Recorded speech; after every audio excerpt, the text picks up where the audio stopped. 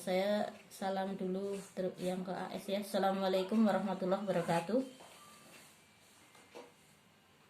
Waalaikumsalam warahmatullahi wabarakatuh. Ya, kemarin sudah sampaikan mengenai macam-macam hadis ya. Ada hadis mutawatir, ada hadis ahad dan seterusnya. Nah, sekarang saya akan menjelaskan tentang yang berkaitan dengan hadis mutawatir ya. Apa saja yang berkaitan dengan hadis mutawatir? Yang pertama saya mau menyampaikan pengertiannya dulu ya.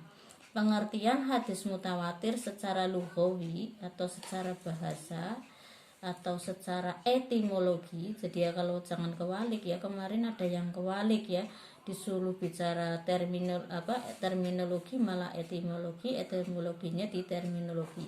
Etimologi itu secara bahasa, jadi makanya singkat itu pengertiannya ya. Nah, kemudian juga ada yang keliru ya. Kelirunya apa? Cuma menjelaskan secara etimologi dok, secara terminologinya tidak dijelaskan. Ada juga yang menjelaskan secara terminologi dok. Padahal saya kan pertanyaannya apa pengertian studi hadis ya secara etimologi maupun terminologinya kan gitu ya. Nah itu tidak sesuai jawabannya. Ada beberapa orang, tapi ada juga yang mahasiswa yang sesuai ya. Makanya dengarkan baik-baik ya kuliah saya.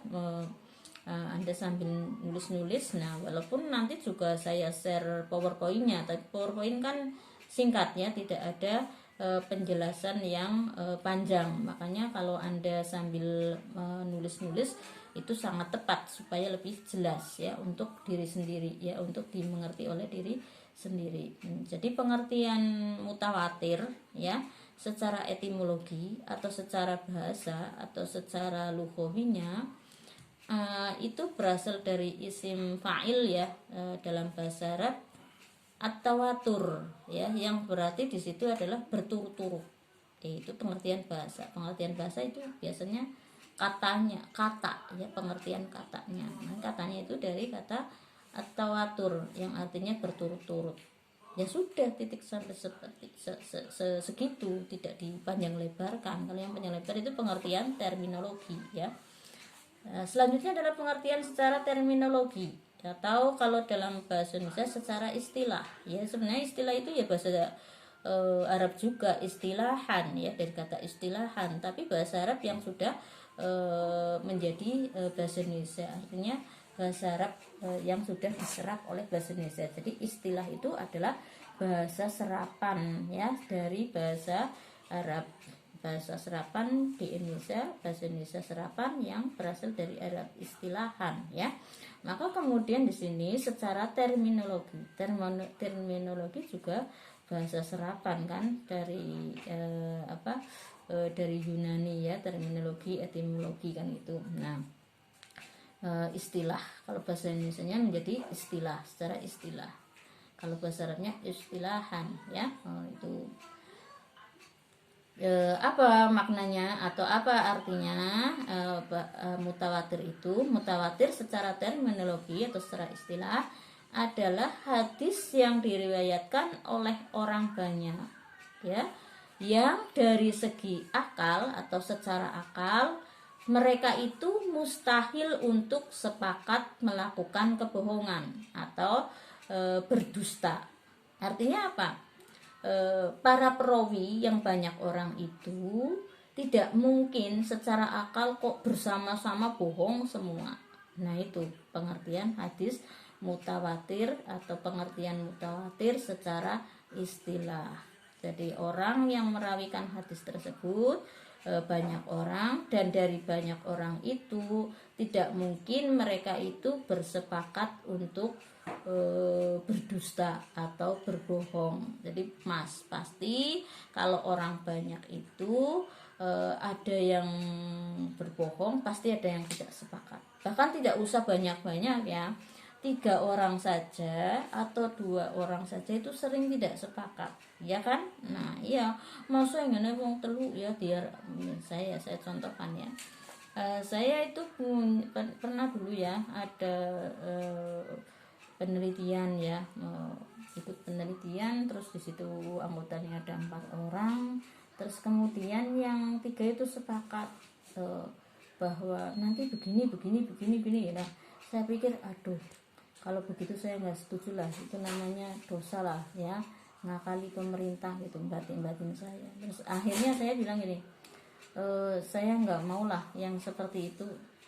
Saya takut nanti kalau dicek ke bawah, terus kemudian kita tidak sesuai, kita malah menjadi tidak baik, saya bilang gitu. Nah terus teman saya ada yang jawab, ya saya tahu Bu Tuti, tapi nanti ini kalau kita dicek itu nanti begini gitu.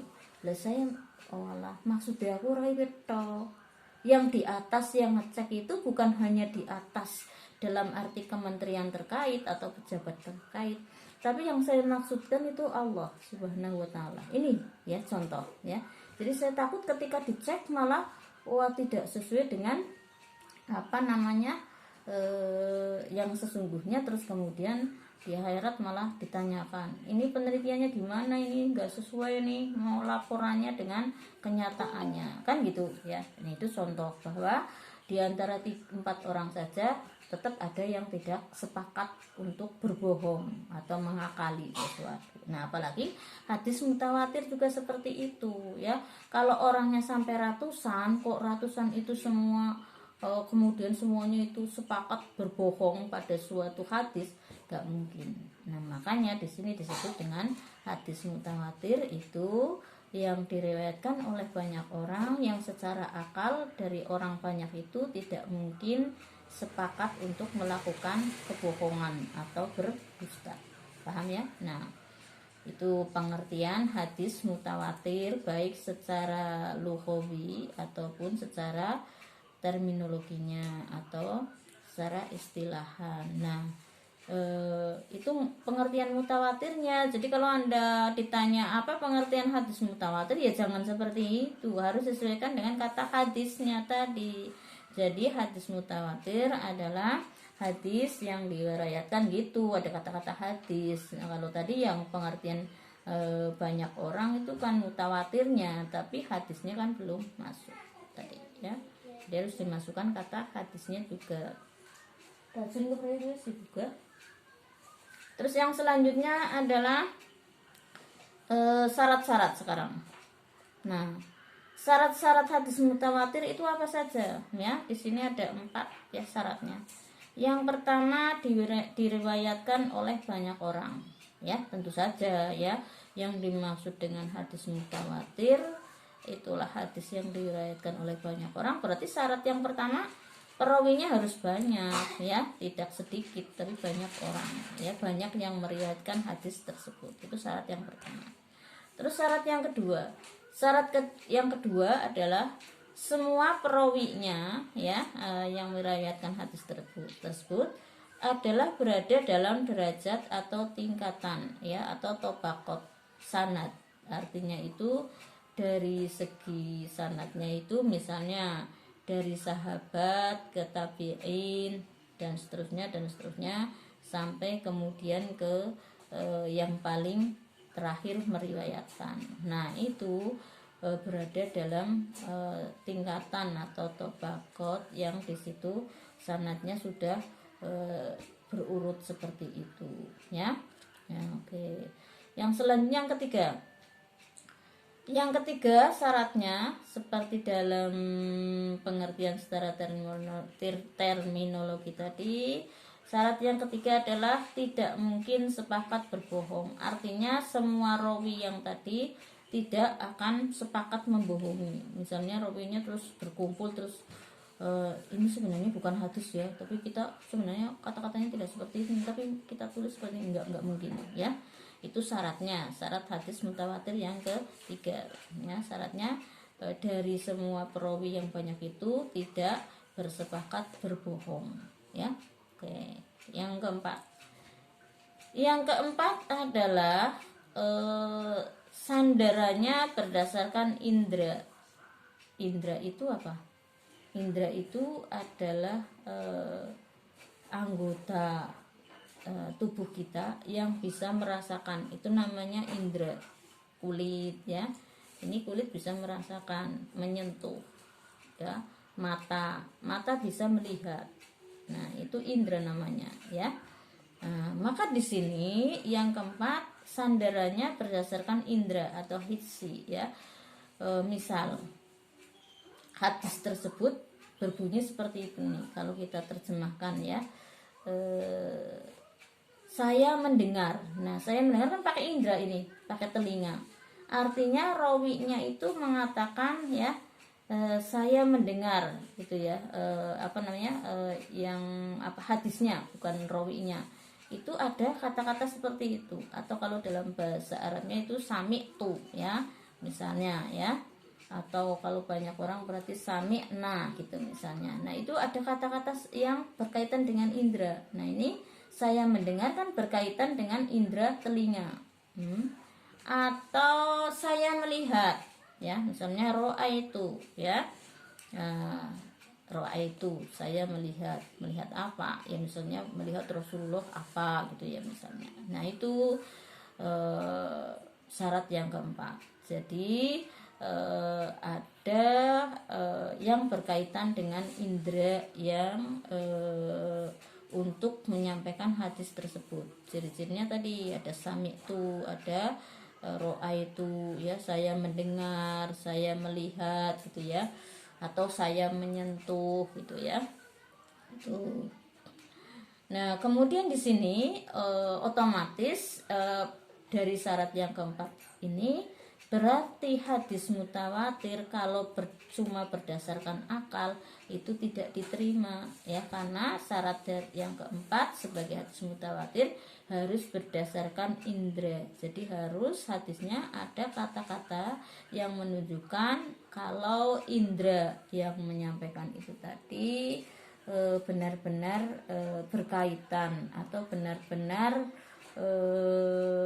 menjadi acuan hadis tersebut. Artinya indera yang digunakan itu betul-betul sebagai saksi hadis tersebut. Bisa indera mata dengan melihat, indera telinga dengan mendengar, ya. Nah, itu seperti itu.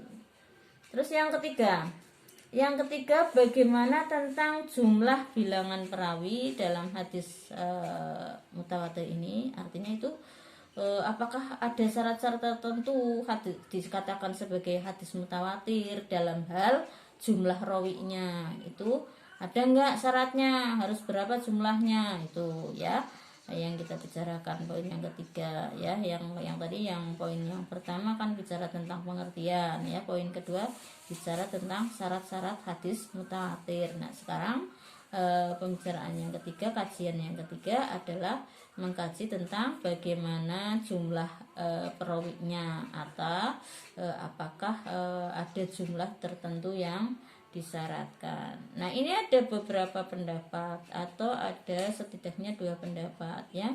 Pendapat yang pertama bahwa ada yang tidak mensyaratkan jumlah perawinya, ya.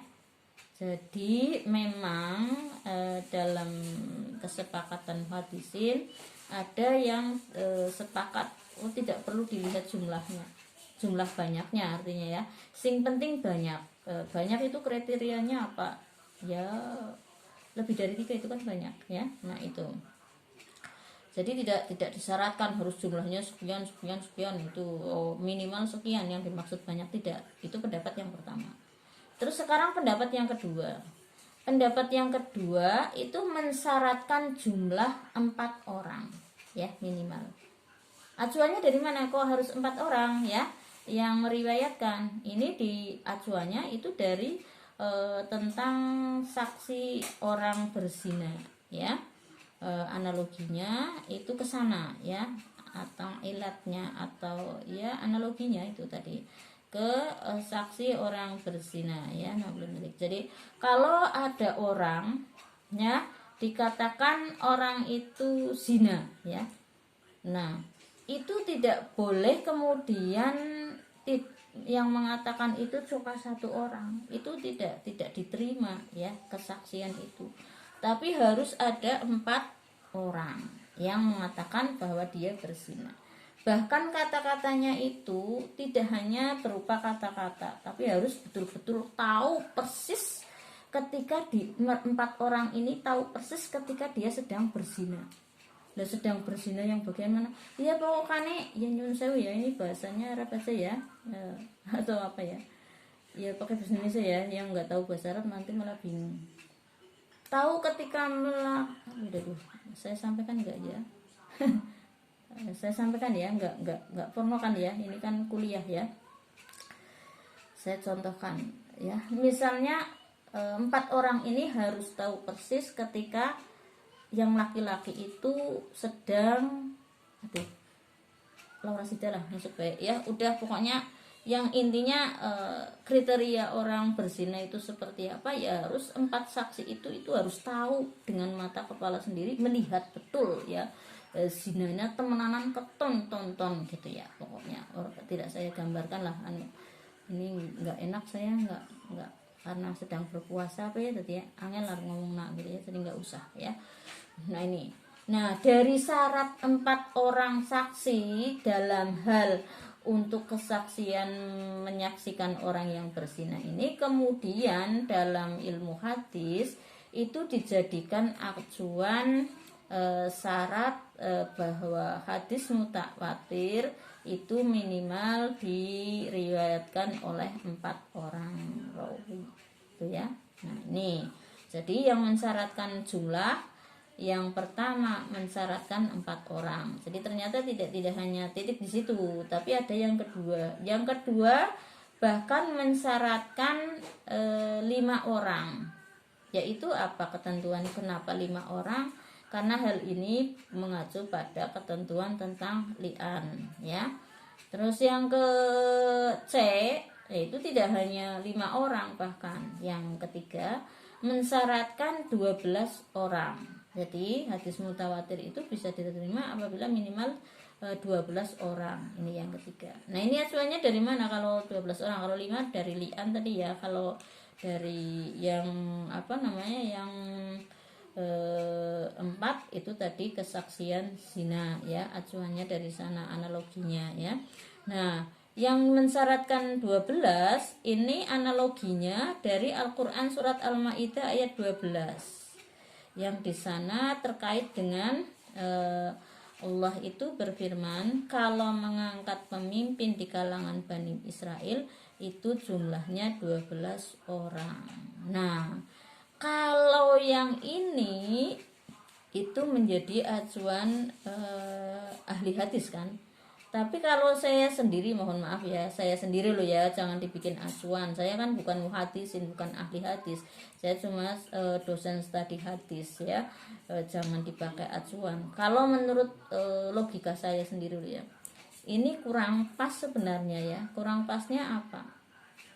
Karena kalau pemimpin yang 12 orang itu kan kaum Hawariyun di Bani Israel yang waktu itu adalah menjadi pengikutnya Nabi Isa alaihissalam. Jadi ketika Nabi Isa alaihissalam mau berdakwah, jumlahnya itu pasti 12 orang pengikutnya yang menemani Nabi Isa dakwah kemana-mana ya. Nah itu ada 12 orang yang disebut dengan kaum Hawariyun. Nah kalau 12 orang di sini, kalau saya gambarkan saya loh ya, sekali lagi saya ketika membaca Al-Quran langsung pikiran saya ke situ. Itu saya gambarannya yang Hawariyun 12 orang itu seperti saya gambarkan sahabat Rasul, sahabat Nabi ya. Atau kalau kiai ya pendereke lah ya, kalau ada ustadz atau kiai ngaji terus kemudian harus diderekakan khodam rulas atau teman 12 atau santri 12 itu misalnya, itu bayangan saya loh ya, bukan dari ahli hadis atau mufasir. Saya sedang mengatakan kalau saya sendiri berpikir seperti itu. Lah yang 12 orang ini adalah mengikuti Nabi Isa dakwah kemana-mana, sekaligus menemani, sekaligus ikut ngaji, mendengarkan itu. Jadi menurut saya ini kurang pas ya kalau dijadikan yang dimaksud mutawatir adalah 12 orang. Tapi kalau menurut muhadisin, ahli hadis, ya pantas saja kan di situ bahwa 12 orang berarti sudah memenuhi sebagai sudah memenuhi sebagai orang-orang yang terpercaya, orang-orang yang memimpin Bani Israel. Makanya kemudian itu ketika Nabi Isa kemudian dikasuskan oleh Raja Romawi, itu kemudian Nabi Isa ditangkap. Kemudian yang ditangkap itu bukan Nabi Isa, tapi adalah Hawariyun yang ke-12 yang bernama Yudas Iskariot.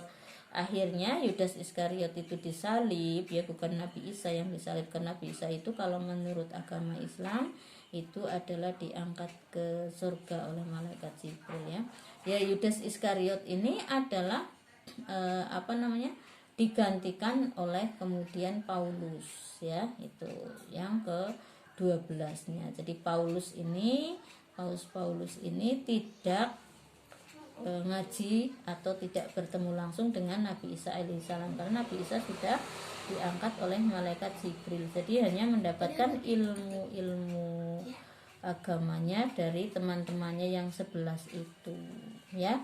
Itu menurut ilmu agama Islam itu seperti itu, ya.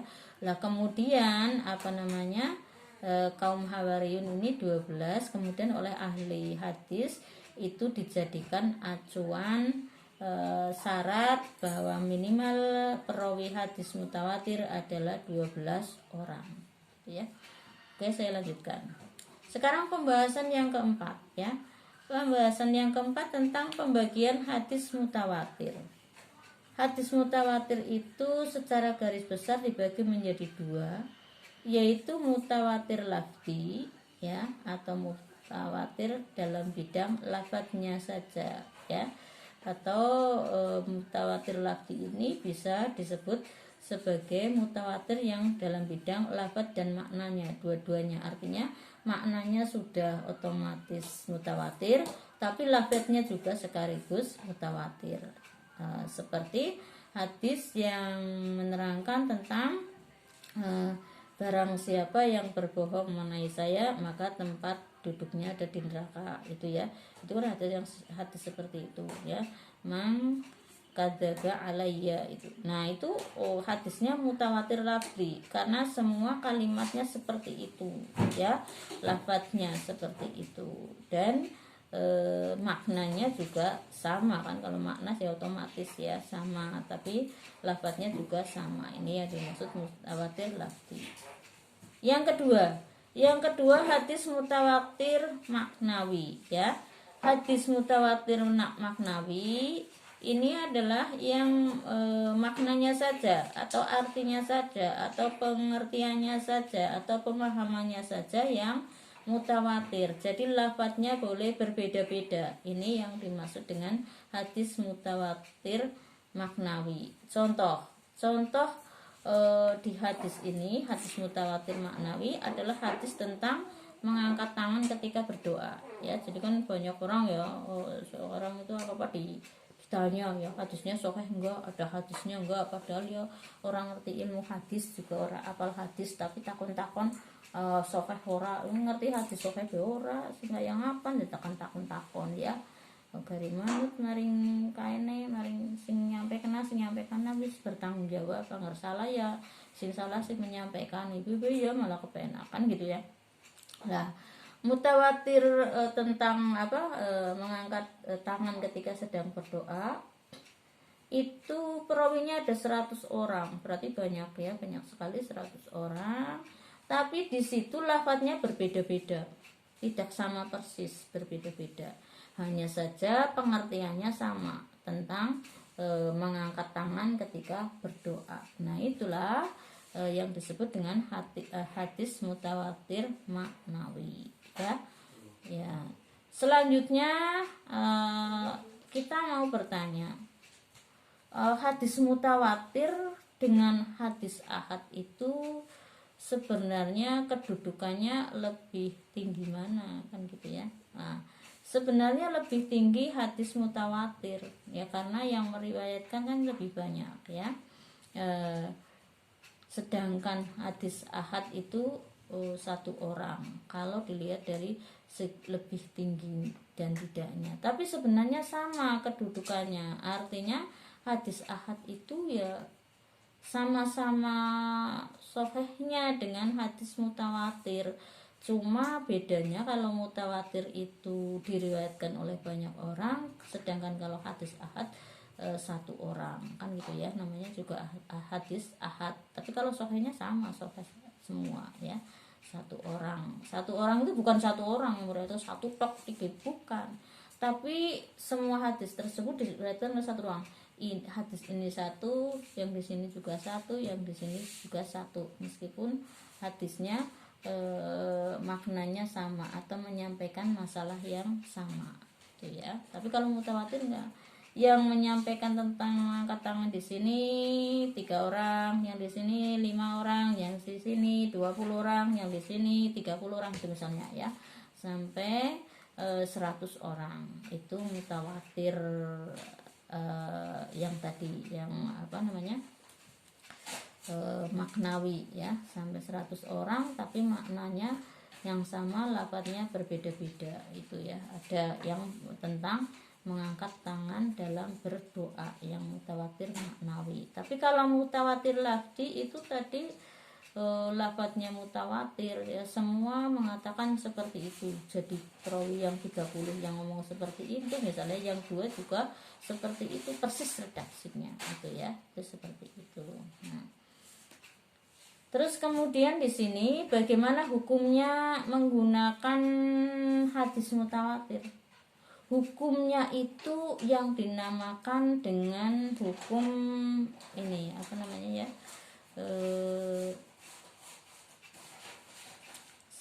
apa itu tadi istilahnya, ilmul yakin. Artinya apa? Hadis mutawatir ini adalah suatu hadis yang betul-betul sudah menjadi ilmu yang yakin, berarti ilmu yang wajib diterima ya. Karena apa? Ya sudah jelas diriwayatkan oleh banyak orang, sudah jelas sahih. Nah, makanya wajib diterima. Kita harus yakin dan harus menerima, bahkan juga harus menggunakannya untuk acuan amal ibadah kita ya. Itu hadis apa namanya mutawatir, baik mutawatir lafzi maupun mutawatir maknawi, semua itu sudah jelas sahih ya. Makanya ini disebut ilmu yakin, harus diterima, tidak boleh ragu-ragu, wajib diamalkan. Ini kedudukannya berarti sangat tinggi ya, seperti Al-Quran, tetapi bukan Al-Quran ya. Memang ini hadis yang paling tinggi kedudukannya ya, hadis mutawatir ini.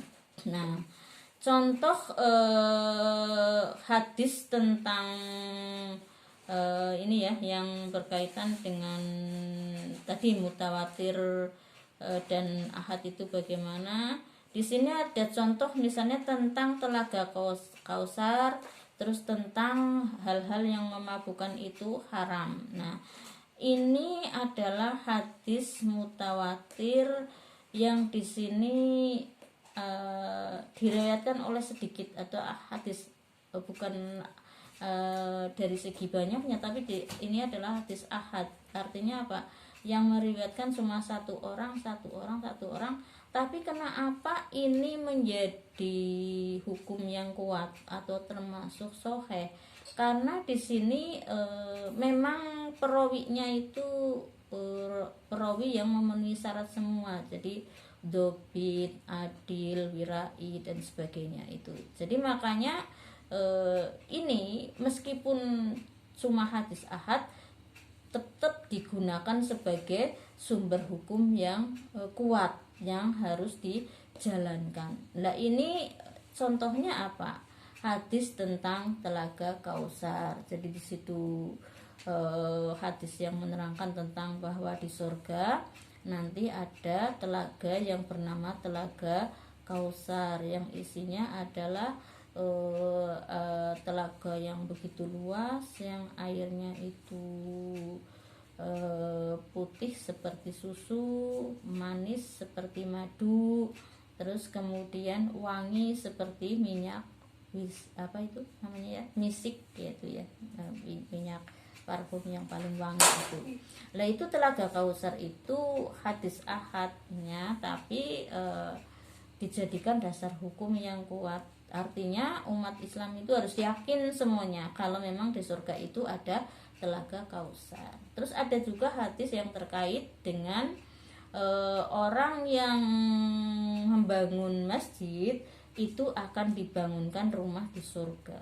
Nah itu hadis ahad, artinya yang meriwayatkan cuma satu orang sampai semua hadis yang mengatakan seperti itu satu orang ya, ahad.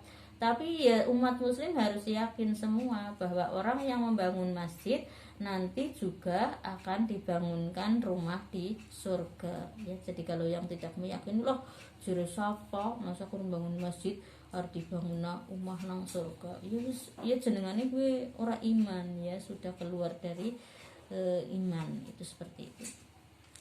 Terus kemudian ada lagi hadis yang begitu, yang semacam itu, yaitu hadis yang mengatakan bahwa Al-Quran itu diturunkan dalam 7 huruf.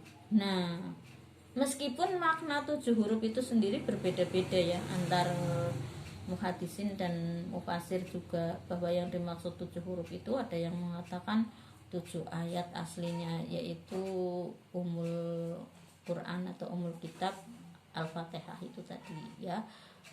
Kalau Al-Quran itu 30 juz itu diringkas itu kan menjadi Al-Fatihah kan ya, 7 ayat. Nah kalau Al-Fatihah diringkas lagi menjadi Bismillah ya, Bismillahirrahmanirrahim. Lah Bismillah diringkas lagi menjadi huruf ba tok. Nah huruf ba itu tadi di ba kan kayak gini ya, setitik ya, bawah disingkat lagi ya titik tok. Nah ini mufasir ya, pendapatnya seperti itu. Artinya bahwa kenapa Al-Quran itu diturunkan dalam 7 huruf itu seperti itu. Jadi 7 huruf dimaknai, ada yang memaknai atau menafsirkan sebagai 7 ayat dalam surat Al-Fatihah. Bahkan kemudian sampai diperkecil itu tadi cuma titik tok. Nah mengapa sampai mufasir berpikir